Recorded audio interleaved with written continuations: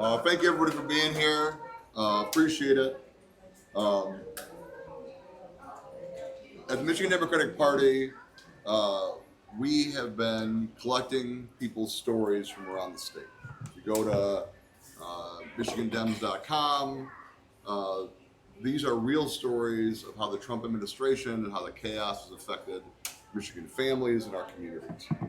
And I think it's important for people to understand, not from a politician or not from a political leader, but from people themselves, how this chaos has actually hurt people in their lives. So this is one time that we're going to be across the state having these conversations and telling these stories about how the Trump administration has affected people's lives. Uh, in all honesty, these stories are powerful and they deserve to be heard. And while we're going to hear a lot of bluster today, I assume, over at Macomb County Community College, this is the real effect of what's happening in people's lives. So I want to thank everybody who's on our panel today. And if you can introduce yourselves and just talk a little bit about how the Trump administration has impacted you and your community in the last 100 days. You want to start? Yeah, sure. My name's Kyle Johnson. I'm a local school board member and just a community advocate. And for me and my family, the biggest effect that we have had to face is a lot of the repercussions of what's happening with Medicaid and the way it has affected not only our personal economy, but the broad reaching effects it can end up having. And the biggest story for us is in the chaos of the portal being shut down overnight. My son is adopted and has Down syndrome, and as a result, will have Medicaid for the rest of his life. And we, along with many, many, many other families of children with disabilities, rely heavily on the access to those services. And we went from Friday night being approved for a relatively minor service for George to Monday having that retroactively denied because the access was gone. And so for us, it was something we were able to weather, but we've heard so many other stories about other families who have had surgeries that were canceled, who've had life-altering procedures that have been put on hold specifically because of this. And so the whole conversations about like trying to like trim the fat and like the excess of spending on Medicaid is just not true when it comes down to people who are living this on a day-to-day basis. And it really cuts to the heart of what the disability community is facing on a hourly basis, the assault on things like that. So that's why I'm here today to tell that story. And your child isn't waste, fraud, and abuse. My child is not waste, fraud, and abuse. I think it's important that we remember that when we look at these cuts, these are real families that are experiencing these things. These are real people. And it's not just a line on a budget sheet that somebody feels they get to make a decision to see what happens to your family. And I think that's what we have to focus on these days. Go ahead. My name is Diane Young. I'm a community leader here in the city of Warren, as well as a financial planner that focuses on families and small businesses. A lot of my clients are seniors who are already retired, depending on Social Security and other services. They are absolutely petrified. They are changing their behaviors on how they do things because they're so worried about what is happening. The stock market is down. That impacts everybody that's in retirement. They're depend on their 401ks and IRAs to supplement their Social Security. So this chaos in the administration is creating a lot of undue fear, and it's completely self-inflicted.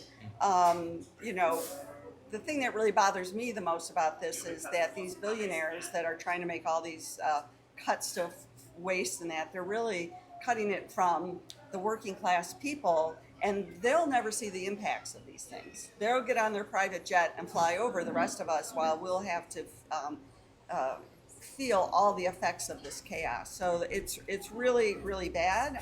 My clients are worried about not getting their Social Security checks.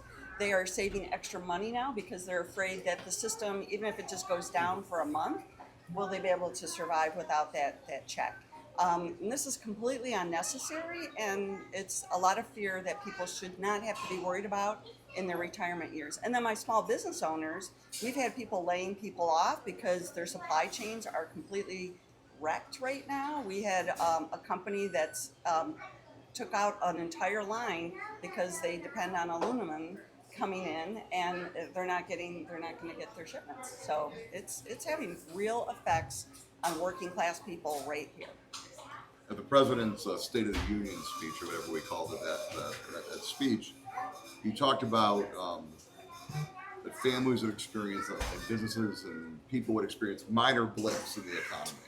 Would you characterize those things as a minor No, it's blip? not minor blips in that. And the egg prices are still high, so that magically didn't go away. And when as someone who does follow the news and what is happening in the administration, when I see that you're cutting across the board in just this kind of machine gun manner of departments and that it's wreaking complete havoc.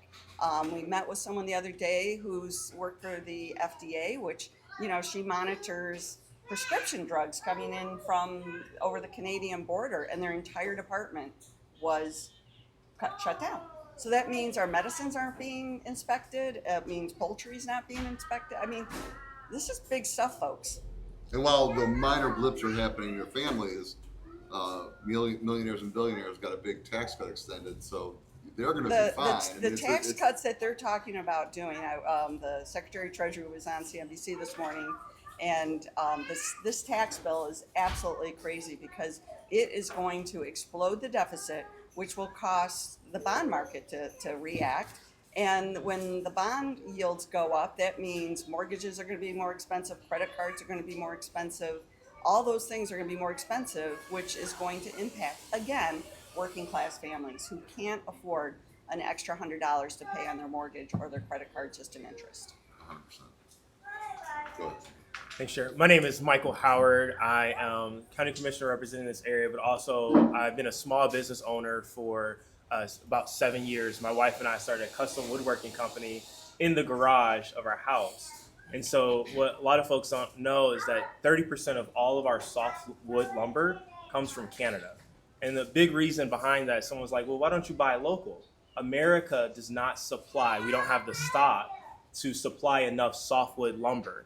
So when I say softwood, you're talking about 2x4s, plywood, sheet goods, things that you need for roofing, flooring, some basic furniture. All that's really important because as a small business owner, we build furniture. And so without with the high rate that the softwood lumber is increasing, that dramatically impacts our bottom line.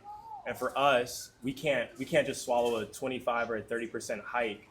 And sometimes that impact, even if a tariff is not in place, the conversation about putting a tariff in place is already impacting because companies are inflating their prices so that they can cushion the blow for the tariff. So they're passing that potential tariff onto small business owners, and then I have to pass that on to my clients because I just can't swallow a 30-40% increase in goods, which then means a client has to decide. It means a client has to decide whether they're going to make this purchase or not, which then impacts the profits and the ability for our family. And I don't have a large staff. I have one or two guys that, one an apprentice and another guy that I'm looking to bring on. Now I have to decide, do I bring on the second guy because we might not be able to afford him? So already looking at potentially having to either not bring on staff or cut staff. And it's really detrimental, not just to like us, but we do good for our community. Because we have a small business, but we also do a lot of charity work through our small business as well. Yeah, it's been said that when the nation gets a cold, Michigan gets the flu. Right? Like it's we're the tipping point of all of this because of the manufacturing, especially small businesses like yours. You're looking at almost doubling in size, right? I mean, like if you had one more person, that's significantly increasing your staff. And you can't make that decision because of the chaos that's happening.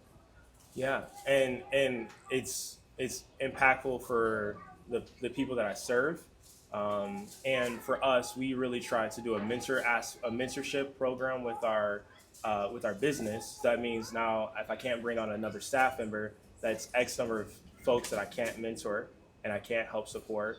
But also you look at just it's not just lumber, but it impacts housing, it impacts the ability for people to have a home, it impacts, which ultimately, like I have three school-age children.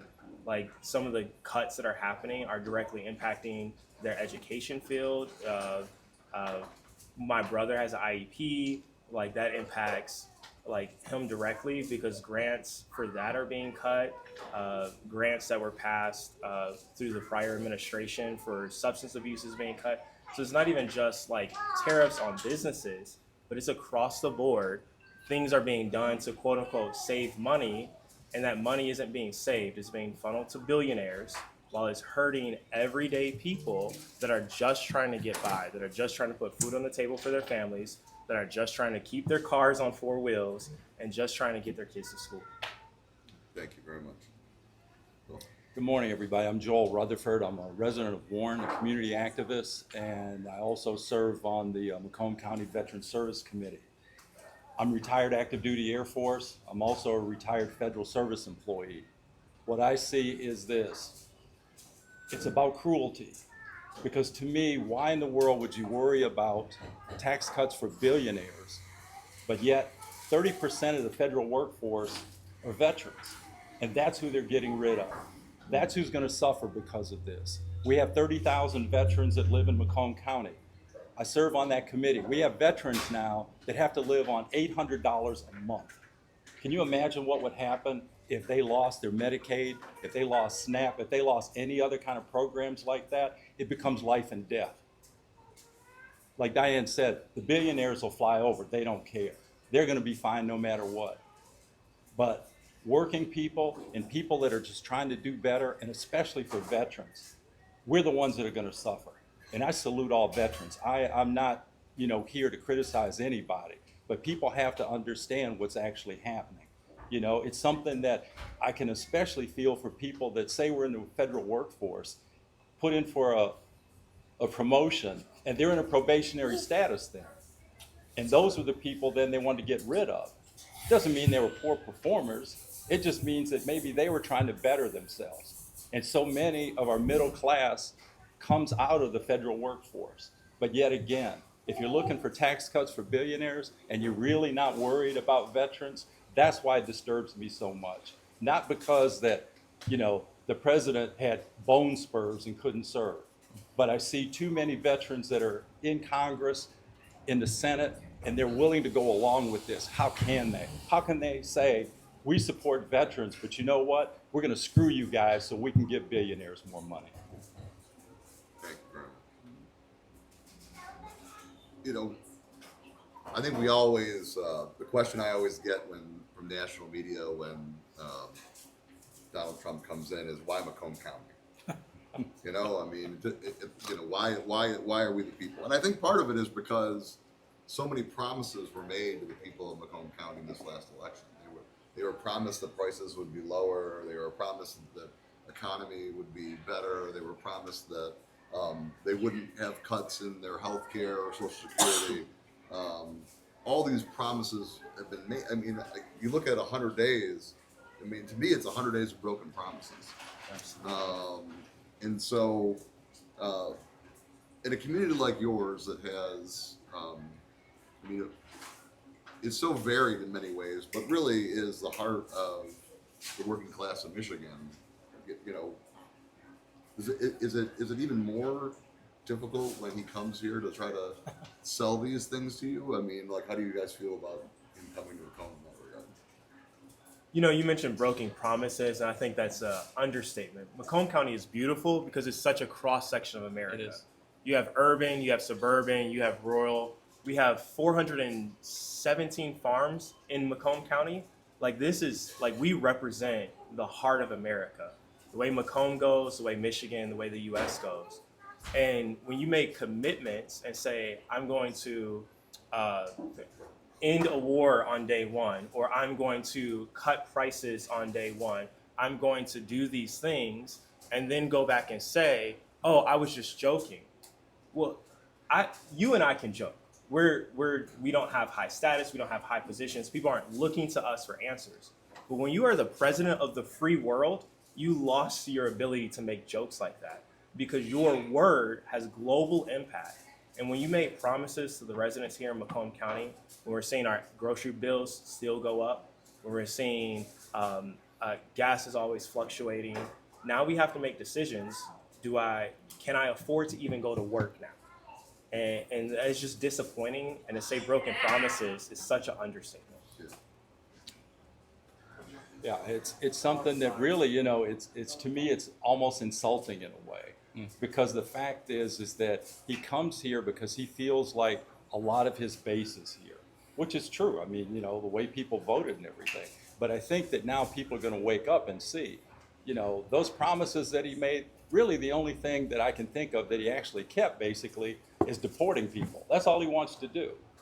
And that's unfortunately something that works here because of the fact that there's just, you know, there's still a lot of that old mentality that was here many years ago. You know, Warren was one of those sundown towns, it was called. And, you know I was stationed here at Selfridge in the 70s. I came back in 2002 as a federal employee. There were places in the 70s that we couldn't go as a mixed group because we really weren't welcome. When I came back in 2002, I saw the growth, I saw the building, I saw the other stuff, but there were still places that you could tell you just weren't welcome. So that's why he comes here, because he's playing into a base that's afraid of the changes that are happening. But you know what? It's going to happen anyway. Macomb County continues to change because of the fact that you have such a diverse community here, and it's not going to stop. And whether he realizes it or not, and whether his voters realize it or not, it's going to continue.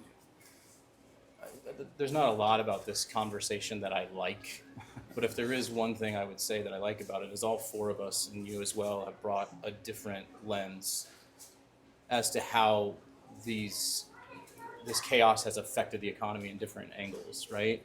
And so to circle back to the Medicaid conversation, one of the things that is really important to my family and my community is the fact that I don't know if anybody knows this, but the average person with Down syndrome makes 189 claims on Medicaid per year,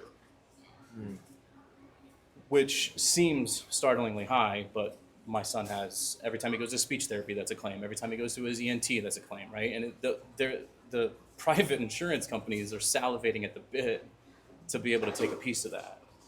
And so if Medicaid were to go away, the cost of everything would explode. And we're just on the precipice of that. Senior living communities would go under. The cascading effects of all of these things that seem to not even register on the minds of the people making the decisions is what's baffling to me, because as what seems to be the through line is they're not going to feel the impact, we are. And they can weather our storm perfectly fine. And it's just the callousness and the utter lack of empathy for anyone else going through that kind of plight is what just really drives to the heart of the issue for me. And so it's just... And you bring up a great point about the privatization that is going on. Yeah. I mean, when you look at who is in the inner circle of the White House right now, it is corporate leaders who are salivating at the opportunity to privatize this, to privatize Social Security, all these things. And when you take a company into the corporate world or a service, they're doing it for a profit. Yeah. You know, I mean, I'm run a financial plan. I'm all about, being profitable. But a nonprofit, a government agency isn't designed to return profits to shareholders. It's designed to bring services to people. So if you privatize something, you're going to have to build in an 8 to 10% profit margin, which is not additional services or anything like that. And who has the ear of the president right now is only those corporate executives. The people are being completely let out. And, to your point about why they come to Macomb, I mean, it is a cross-section. We've been the swing voters from years to years and stuff like that. We're a great bellwether, but I think people are really fed up. And the chaos, and that is an inability for small companies to plan in that, and it's just going to make things worse and worse if we continue on that. Just to add to it, Diane and I both work in finance, and she and I, before getting in today, we're talking about one of the things. I happen to work in mortgages, and I see on a daily basis the pain of the community, of people taking out massive debt on their homes in order to pay off the consumer debt that they've racked up as prices continue to rise, and they can't keep up with it. And now they're in an even worse off situation, and it just continues to spiral. And it doesn't seem like, from my perspective, there's there is any signs of slowing down. And if the deficit explodes and yields on bonds go up, it's just going to Yeah. create this cycle of devastation that it could turn into a 2008 Great Recession. And then on top of that, I mean, it's not just the president. You know, you have are supposed to be represented in Congress by someone who's looking out for you and your Who's interests. that? Oh, sorry. No, I mean, and you know, We're in his district. while he has seems to have spent a lot more time on the west side of the state now than here, and now has decided that he's running for governor and currying favor with the president. I mean, how does it feel to have a congressman that won't even sit down with you to talk about these? I mean, when you need help, do you feel like you have somebody who will actually take your call and will stand up to the administration? Not at all. That's one thing. I've reached out to Congressman James' office numerous times to say, when are you going to have a town hall? I say, I think you need to hear from everybody, not just those few people that are supporting, you know, MAGA and your MAGA light, you know, whatever he's trying to do. But the fact of it is, I say this, it's either one of two things. He's either so arrogant or he's afraid. Now, believe me, I salute every veteran. I'm not saying that. But politically, he seems to be afraid of facing voters who will disagree with him. And again, he's a veteran. The one thing he always makes sure that he lets people know is that he's a veteran. He's a combat veteran, all that. And I salute him for that. But the fact of it is that you're supposed to be a congressman now. You're not an Apache helicopter pilot. You're supposed to be here to work for residents. And if you can't hold a town hall, if you can't meet with people that disagree with you, then really what you're doing is, which we see now, he just used this as a stepping stone. He's never really been in district. He hasn't cared about it. It's just one of these things that, okay, I can check that off my list. Now I'll run for governor. By nature of his role, he is a representative. How can you represent someone that you're not willing to come to the table? I can't represent Joel if I never have a face-to-face conversation with him because I don't know him. So how can you represent your community if you're unwilling to meet with your community? Other congresspeople, other senators, U.S. senators don't have a problem coming to Macomb to meet with us, whether it's Congresswoman Haley Stevens or whether it's Congresswoman Rashida Tlaib or Maxwell Frost. People come here because they know that we don't have a voice that represents us. So they come from out of district or out of state to meet with us. But our representative, the one that's by definition is supposed to reflect our district, is not. He's supposed to be our voice. How can you speak for me if you haven't met me? If you haven't seen how your decisions are impacting my business, how your decisions are impacting schools that now funding is cut?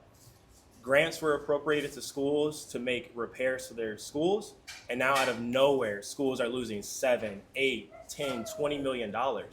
So now they're gonna have to cut teachers. Now you're gonna have school classrooms with 40, 50 kids in a classroom in some extreme cases. Like, we can't, that's not sustainable. You're supposed to represent us. You're supposed to be our voice on the federal level, and you cannot do that if you refuse to come to the table and talk to us. I have a quick follow-up on that.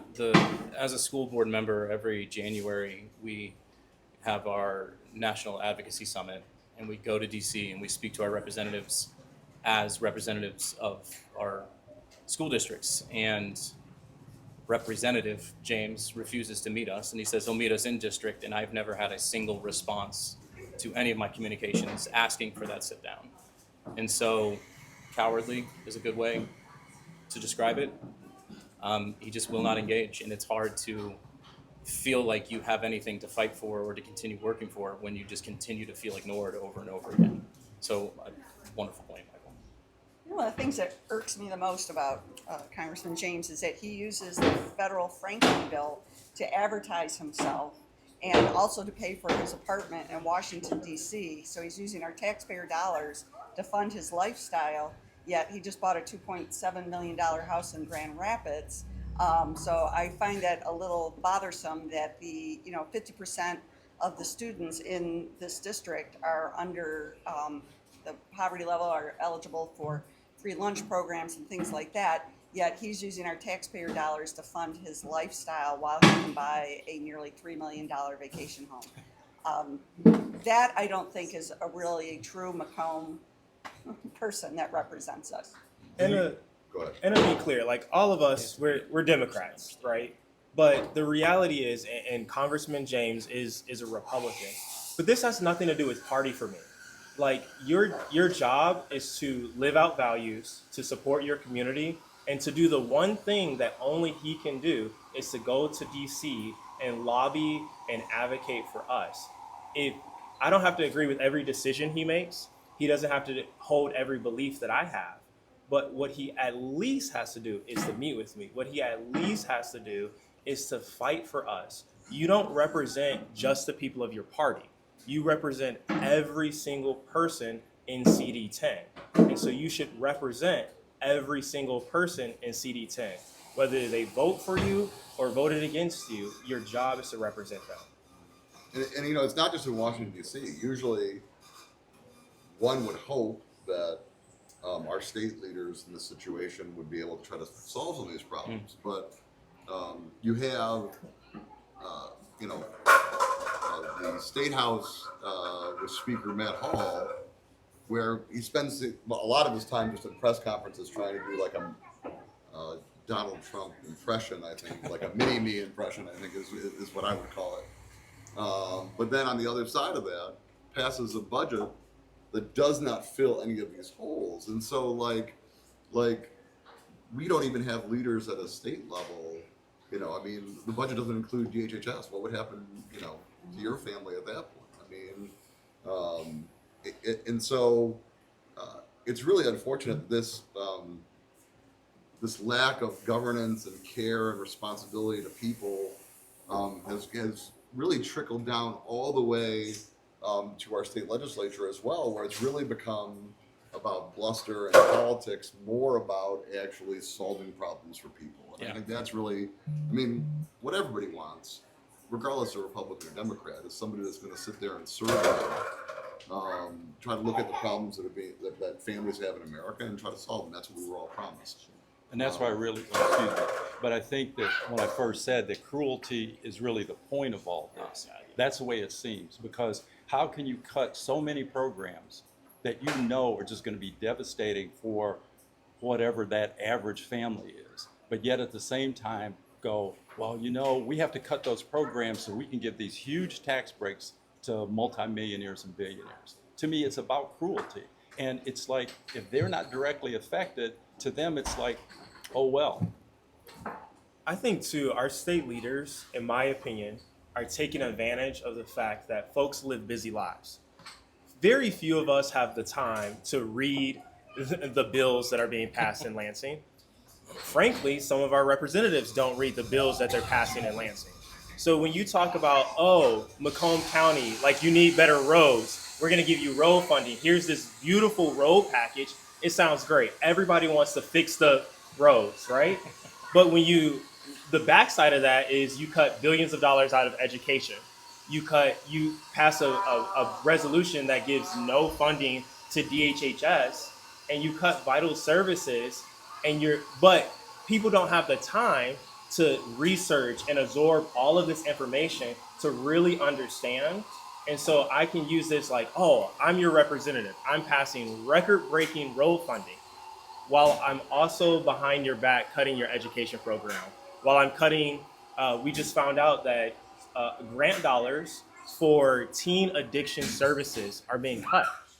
Like some of our most vulnerable people that need our help, that need us to stand in the gap for whatever reason. You can blame their parents. Some of them parents might have died. Some of their parents might have had their struggles on their own because they didn't get the help they needed. But they're our most vulnerable people. Our foster care system is losing dollars. Like the people that need it the most, whether you look at state leaders or federal leaders, they're doing a bad job at caring for the people.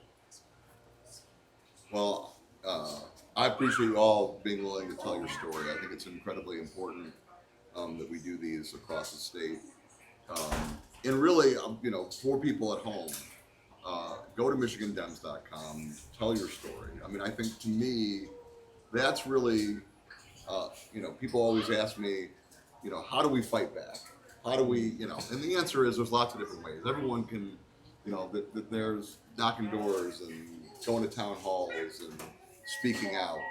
But really, there's nothing more powerful than what's happening to your family and having other people understand that. These are not statistics, they're not numbers, they're real people experiencing real pain. And these are the stories we're going to keep telling across the state. So I appreciate everybody's courage in doing that. And thank you for being here. And look forward to working with you all to try to fix it moving forward. Thank you all. Thank you. Thank you.